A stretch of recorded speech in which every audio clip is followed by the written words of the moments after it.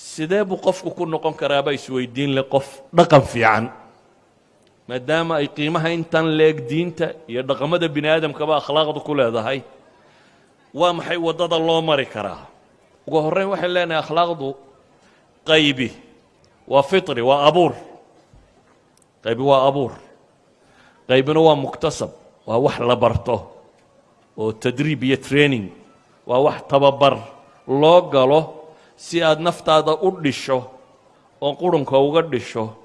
oo aad ka dhigtid qof suuban oo hagaagsan nabiga calayhi salaatu wasalaam wafdi baa u yimi nin ashaj cabdilqays la yidhaahdaa uu la socdo ninka kan wuxuu nebigu ku yidhi calayhi salaatu wasalaam ina fiika la khaslatayni yuxibuhum allah waxaad nin yow leeday laba dhaqan oo ilaahay jeceliyey laba dhaqan oo ilaahay jeceliyey wuxuu nebigu ku tilmaamay calayhi salaatu wasalaam riwaayaadku waa kala gedisan yihiin riwaayadda muslim waxay sheegaysaa alxilmu waalanaah dulqaad iyo kaadsiinyo hubsiino waxaa tahay qof dulqaad badan oo dulqaadku qofku inaanu wax yari ihaara ku samayn inaanu kicin soomaalidu waa dad soodhaa inta badan waa dad uu aad ugu yar yahay dulqaadka iyo sabirku laakiin nebigu ninkan wuxuu ku ammaanaya inuu yahay qof deggan marka hore oo anaa leh deganaanshiye leh dulqaadna leh riwaayadda imaamu nasaa'i say sheegayso wuxuu ninkii weydiiyey shay-un jubiltu calayhi aw shay-un atakhallaqu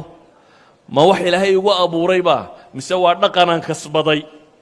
ma dhaqanaan yeeshay anigu iyo xirfad ku keenay baa mise waa wax ilaahay subxaana wa tacaala igu abuuray nebigu calayhi salaatu wasalaam wuxuu yidhi laa bal jubilta calayh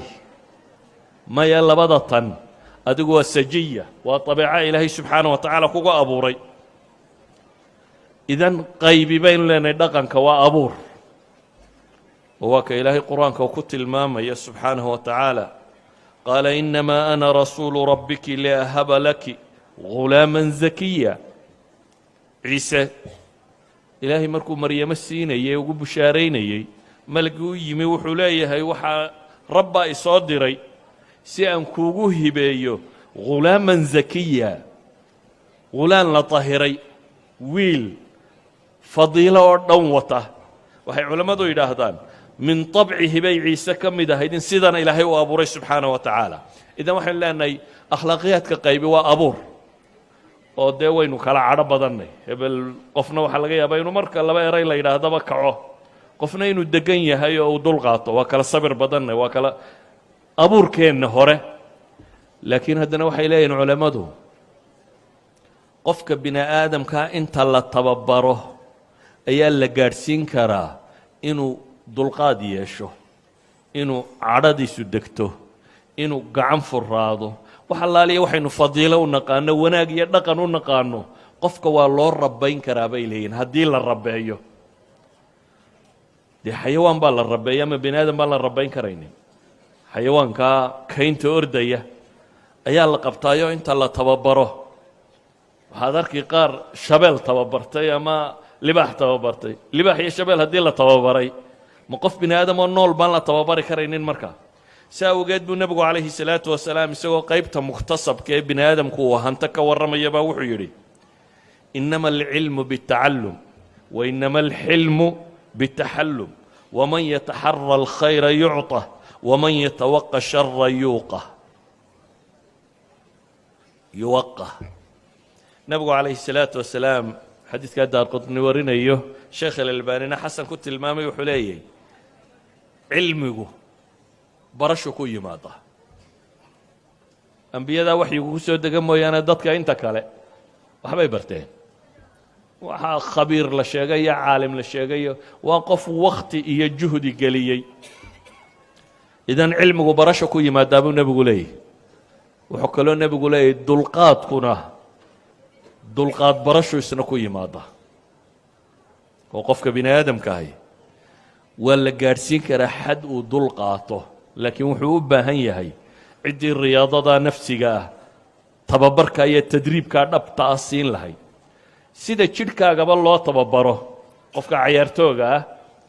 halkaa inta bannaanka loo saaraabaa la baraa jidhkiisa inuu flexible noqdo inuu murqaya yeesho inuu ka noqdo qof bini aadama baa midna qaarka sare loo weynayn karaa midna qaarka hoose loo weynayn karaa waayo waa qofba sida loo tababaray kuwan feertama waa aragteen garbaha iyo tuurta iyo labada gacmood intaasaa weyn mijaha kuwaygoo kalu leeyahy yacni maaha qof xoogan maaha sidaa awgeed waa kuwan long tenniska cayaara xataa labadiisa gacmood baa kala weyn tu ku cayaaraa weyn ka guranna bidixdaa weyn ka midigtaana midigtaa ka weyn gacantiisa waayo tani exercise ka badan bay heshay ta kale intay helayso si awgeed qofka bini aadamkaa jidhkiisa waa la tababari karaa waxaa la mida naftiisana waa la tababari karaa sidaa jidhkiisa riyaada loogu sameeyey ayaa riyaada nafsiya loo samayn karaa oo qofka la bari karaa inuu dul qaato inuu hadal fiican ku hadlo inuu dhaqan wanaagsan yeesho inuu cadhadiisa qarsan karo inuu wax bixin karo inuu dadka ixtiraami karo inuu waayeelka tawqiirin karo waana waxa loo furtaba dee madaaristan iyo iskuulladan iyo dowladuhu waxay wasaaradka dhan u samaystay waa kan innagu waxaynu haysanaa meelaha la tago in muxuu cilmi soo bartaa la isweydiiya waxa ka fiican inaad tidhaha muxuu dhaqan barta ilmuhu muxuu isbeddel samaynaya si awgeed buu nebigu wuxuu leeyahay xilmigu iyo dulqaadku waa wax la barto war ninkii khayr raadiya waa la siin buu nebigu leeyahy calayhi salaatu wasalaam ninkii shar ka dhowrsadana waa laga dhowri buu nebigu leeyahy calayhi salaatu wasalaam walidaalik buu nebigu wuxuu tilmaamayaa xoog badnidu ma aha inaad qofka legdi karto ee xoog badnid buu nebigu yidhi waa qofka naftiisa hanta markuu cadhoodo bini aadam aan cadhooni ma jiro bini aadam aan hoosta ka guban marka erayada qaar ama waxyaaba qaar lagu sameeyaa aanay dhibini ma jirto laakiin waxaa lagu kala gedisan yahay jawaabta aad qaadanayso marka lagaa cadhaysiiyo miyaad cadhadaada xejin oo si qof miyir qabaad u hadli mise waad waalan oo waad burqan oo afkaad furan soomaalidu intuu waxuu doono dhiil iyo dherigaba jabayaa buu yidhaha waan cadhooday dee lama waasho haddaad cadhooto waxay haddaad cadhooto inaad isku daydo inaad cadhadaada kontrooli kartid inaad naftaada xejin kartid si awgeed buu nebigu wuxuu leeyahay xoog badnidu ma aha muuqaalkan sare iyo jidhka xooggane xoog badnidu waa qofka naftiisa kontrooli kara xejin kara nin saxaabiyaa nebiga u yimi oo wuxuu ku yidhi ilaahay rasuulkiisiiyo calayhi salaatu wasalaam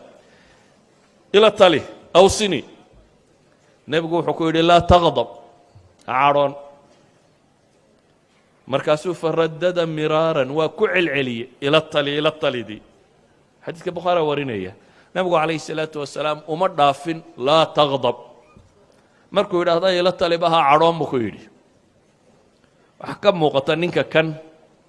inuu nin xiddo kulul ahaa nin sharaarad yaro loo kale laakiin waxaa la siinayaa daawada isaga u cuntanta nebiga calayhi salaatu wasalaam axaadiistiisa waxaad arki doontaa mid le ila tali oo waxu sheegayo mid kale oo wax weydiinayo waxu sheegayo macnaheedu maaha inay axaadiistan iskhilaafsayin macnaheedu waxa weeyaan nebigu tabiib buu ahaa calayhi salaatu wasalaam dadkan dawaynaya bulsho uu yaqaanaybu wuxuu dawaynayaa xanuunada ay qabaan waxa ay hayaan qof aad ku og tahay inuu sharaaro kululiyey hadduu ku yidhaahda ila tali dee talada ugu fiicane la siiyaa waxa weeya waa niyow deg ha cadhoon marka la leeyahay ma waxa weeyaan dhiiggaagu yuu karin oo cadhaha dareemin qof bini aadam aan cadho dareemini ma jiro qof bini aadam aan cadho dareemin marka la kiciyaa ma jiro laakiin waa maxay waxa weeyaan waa naftaada tababaroo waxaad ku tababartaa inaad gaadho walkaadimiina alghayd ilaahay qaar buu wuxuu ku tilmaamayaa kuwa af xidhaya cadhadooda kuwa kadmi ku samaynaya ama xidhaya cadhadooda si awgeed ba xadiidkii inoo tilmaamaya wainama alxilmu bitaxallum dulqaadku inuu yahay wax la barto haddaba waxaynu leenahay waxa la yidhaahdaa akhlaaqdu qaybina waa dabeecad ilaahay kugu abuuray waa kala deeqsisanay dadka badh baa ilaahay u dhaliyey inaanu adduunku qalbigoodaba degine gacantooda ay furraato laakiin haddaad qof muslim oo dhab tahay waad baran kartaa in gacantaadu furraato gacan furridu maaha markaad xoolo badan hesho inaad wax bixiso waxa yar baa wax laga bixiyaa qofka waxa yar wax ka bixin karaa waxa badanna wax ka bixin karaa waa wax la baran karo inaad xilmi yeelato waa wax la baran karo inaad dadka ixtiraamta waa wax la baran karo weliba schooling systemku iyo malcaamadaha iyo madaaristu marka aan afkaartani bislaanin innaga waxaynu dadka barraa markaa waxa weeyaan cabsi macallinku markuu soo galo yararku inay sidii jiir la qabtay iswada taagaanuun isnabaan markuu baxana inay buuqaan waayo wuu baqayee muu baranin in la deganaado maad u tababarin qofkani inuu deganaanshiye heli karo maad u tababarin qofkani si xasiloon inuu u socdo ee waxaad u tababartay ushaa markuu arko iyo markuu adiga ku arkaba inuu istaago markaad adigu baxdana inuu wixii doono sameeyo idan cabsidu maaha wax bini aadamka lagu tababaro bini aadamka waa la train gareeyaa si kale wax loo baraa si awgeed waxaynu leenahay akhlaaqdu wax la barto iyo wax abuuraba way leedahay ta abuurkaana waa la sii xoojin karaa meelaha aad hanjafka ka gaaban tahayna waa lagu kamili karaa ama waa lagu dheerayn karaa waxaanad ogsoonaataa waxay dhahdaan culammadu iyagoo aayad qur-aana daliishanaya aadanuhu laba ceebood buu leeyahay bay yidhaahdaan ama laba cawro laba ceebood oo u baahan in la qariyo buu wada leeyahay labada saw-aba ilaahay sutra buu u sameeyey wax lagu qariyo cawra waa cawradan jidhkii aynu naqaano waxaynu ku qarinaa dharka isla markaana waynu isku qurxinnaa dharka waxaynu u xidhannahay sababo badan laakiin sababta koowaad waxa weeyaan inaad cawradaada asturto sababta labaad aynu u xidhannaana waa maxay waa inaynu isku qurxinno oo dee cawrada maro kastoo aan isku duuduubna waa qarin lahayd laakiin waxaad mid gaara u tolatay ee usoo kaakaawadaysay ee saan ugu gashay inay liziina kuu noqoto haddaba hadday jidhka sare maradu asturto cawrada hoosena akhlaaqda asturta qofku hadduu akhlaaq leeyahayna waa asturan yihi hadday akhlaaqdu kugu yartayna cawradaadaa muuqata dadka badh baa markuu waddada kaaga soo baxaad sodhanaysa ka weeco nebigu calayhi salaatu wasalaam qaar buu wuxuu yidhi si fiican u salaamagaasay ku tiri caaisha sawkii ninkan aad warkaa ka sheegtay bi'sa akhul cashiira buu ku yidhi markaasuu yidhi waa kuwa sharkooda lagaga nabad galo yacni dadka badh baad isku dayeysaa the minimum wakhtiga ugu yar inaad la qaadato waayo waxaad is leedahay keliba nabadgeli maysid haddaad wakhti badan la sii joogto sidaa awgeed qof kastoo inaga midi subaxii markaad toosto waad wejigaad dhaqataa afkaad cadayataa waad isnadiifisaa haddaad nin qolada sare ah tahay waad isa sii buufbuufisaa waxaasoo dhan waxaad u samaynaysaa aadamahaad u tegaysaa inaanu ama ur aan qurux badnayn kaa helin ama muuqaal fool xunle aan kugu arag waxa ka qurux badan jamaalul afcaalka in dhaqankaagu quruxu leeyahay ayaa ka qurux badan marada sare la xidho taasaa u baahan inaad dadaasho oo aad isku daydo qof waliba wuu isogaya ceebihiisa qof aan is aqooni ma jiro mostly waad isgaranaysaa meelahaad hanjafka ka gaaban tahay haddaba waxaad u baahan tahay inta aanad cadayga iyo marada iyo cadarka iyo shaambooyada ka fekerin inaad ka fekerto qalbiga iyo saaad u daahirin lahayd saaad naftaada uga dhigi lahayd naf rabbaysan ilaahay wuxuu leeyay yaa bani aadama qad anzalnaa calaykum libaasan yuwaari sawaatikum wariisha walibaasu taqwa dalika khayr waa reer nebi aadama waxaan idiin soo dejiyey baa ilaahay leeyahy libaasan yuwaari sawaatikum maro ama hu aa ku qarin kartaan cawradiinna iyo wariishan baa ilaahay yidhi iyo ku la ysku qurxiyo laakiin waxaa la sheego kale walibaasu taqwa dalika khayr baa la yidhi huga taqwada huga dhaqanka iyo akhlaaqda iyo alla ka cabsiga ayaa ka khayr badan waxa kale oo dhan waxaan leenahay markaa waa laba hu oo la wada qaato yuu noqon ninkaad muhiimadda siinaysaa kan sare hooyada aabbaha ilmaha maryo fiican ma loo talo ciiddii maro ma la siiyey innaga dhammaanteen waxaad mooddaa ka muuqaalku inuu inagu badan yahay dunidan materialistka aynu nimina dee dadkaba jeebkiisa lacagta ku jirta ku qiimeeya iyo kursiga uu fadhiyo oo humankaba waxa loo kala fadilaa sida jeebabka lacagta ku sitaan u kala badan yihiin laakiin lacagtu waa maadaadkan dhulka yaalla ka mid ah insaanka sayidka ah meesha tan insaannimaduna waxay ku dhammaystirantaa bacda alcaqiida waalcibaada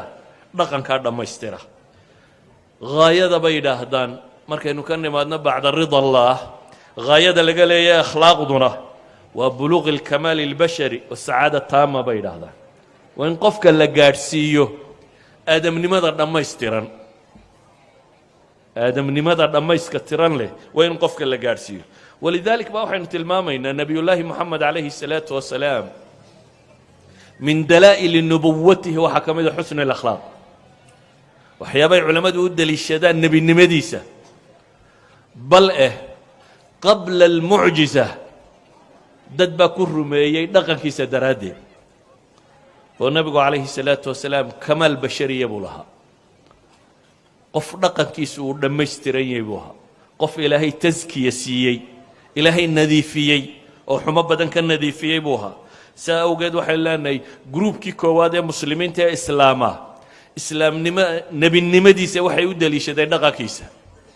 khadiija radia allahu canha markuu qaarulxiraa ka yimi ee waxyigii u horreeyey ku soo degay isagoo kurbaysan uu yimi waxay u deliishatay nebinimadiisa iyo dhaqan wanaaggiisa kallaa wallaahi maa yukhziika allahu abadaa bay tidhi ilaahay baan ku dhaartay inaan rabbi weligaa ku hoojinaynin sababtu waa maxay innaka latasilu raxm waxaad ahayd bay leedahay mid qaraabo xidhiidhiya oo qofka culayska ka qaada oo kaan waxaysane macduumkaa wax siiya oo martida soora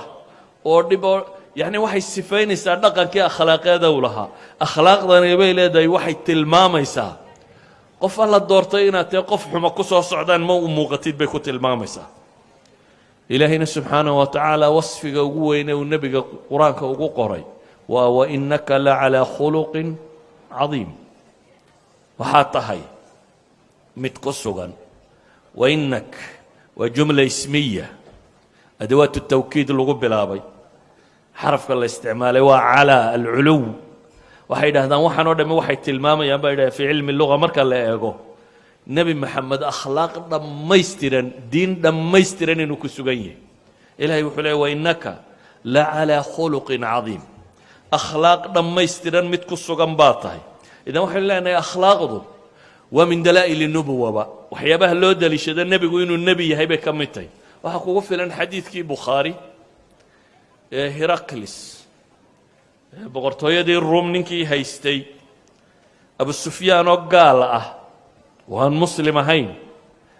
ayaa la waraystay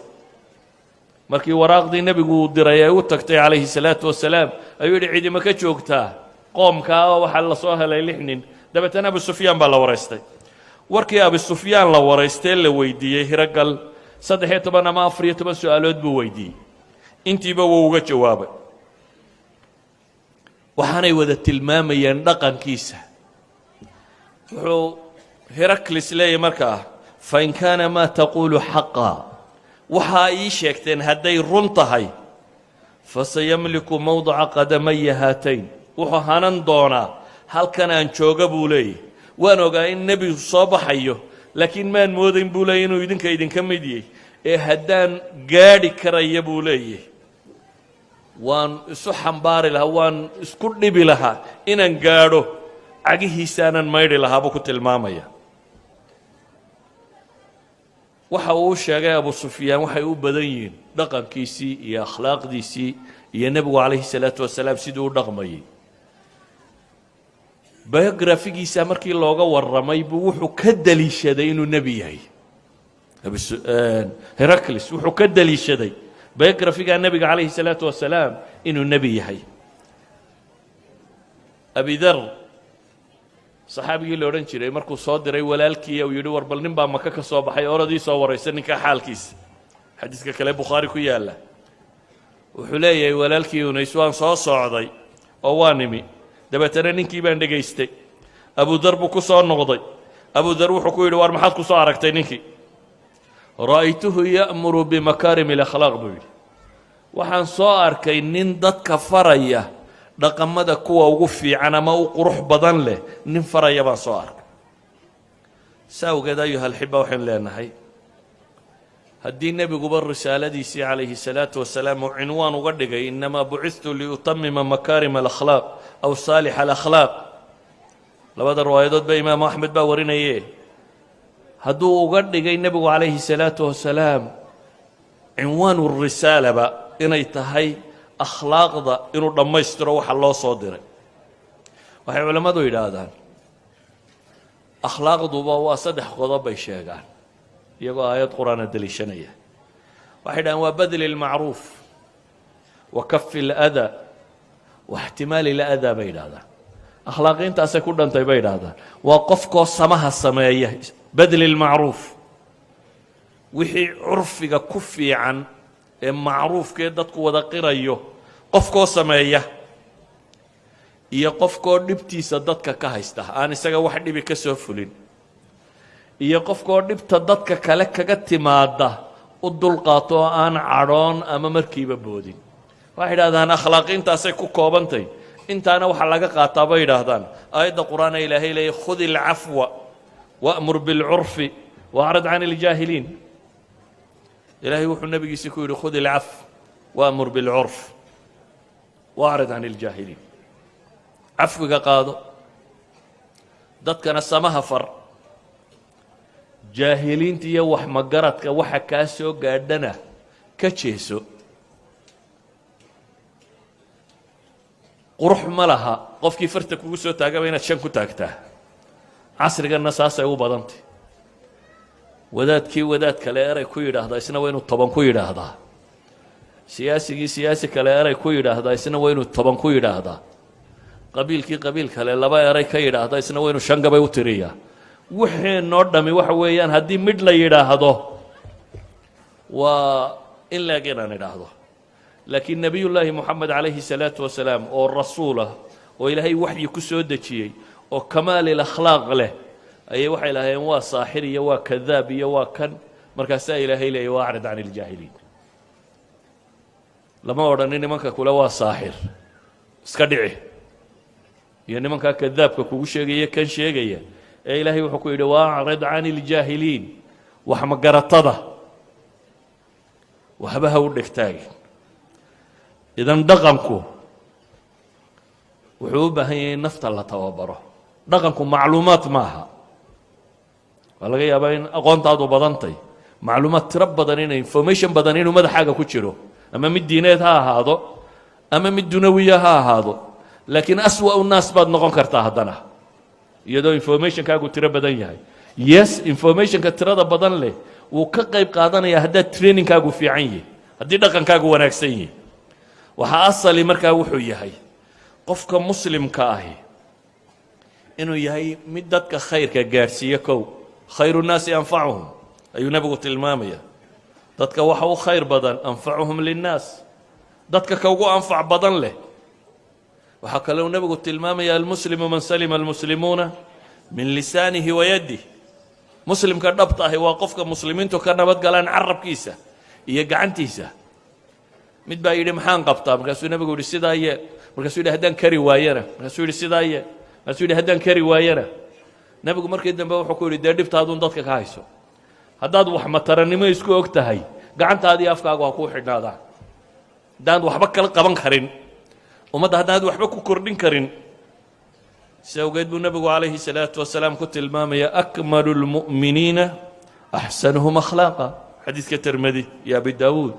sheekh alalbani saxiixa ku tilmaamayo in sha allah axaadiistan tilmaamay oo dhami ama waa xasan ama waa saxiix waxau nebigu tilmaamaya ina min khiyaarikum axsanukum akhlaaqa saxiixaynka xadiid ku yaalla ina min khiyaarikum xulkiinna waxaa ka mida baa ilahay leeyay dadka marka la miiro inta xulka ahi waxa weeyaan buu nebigu leeyahy axsanukum akhlaaqa waa inta dhaqankoodu fiican yahay waxaa wada taqaaniin xadiidka 40 aynu ku wada dhiganno ee dhowr saxaabi nebiga ku yidhaahdeen awsini awsini awsini riwaayadda abu dar ee ku taalla 40ku maxay sheegaysaa اتق الله حيثما كنت وأتبع السيئة الحسنة تمحها وخالق الناس بخلق حسن وفيرسو وحلت الماما إلهي سيدو لدغم لها إلهي سبحانه وتعالى كدور سنارتي سي غضب كي سي عردي ساليدو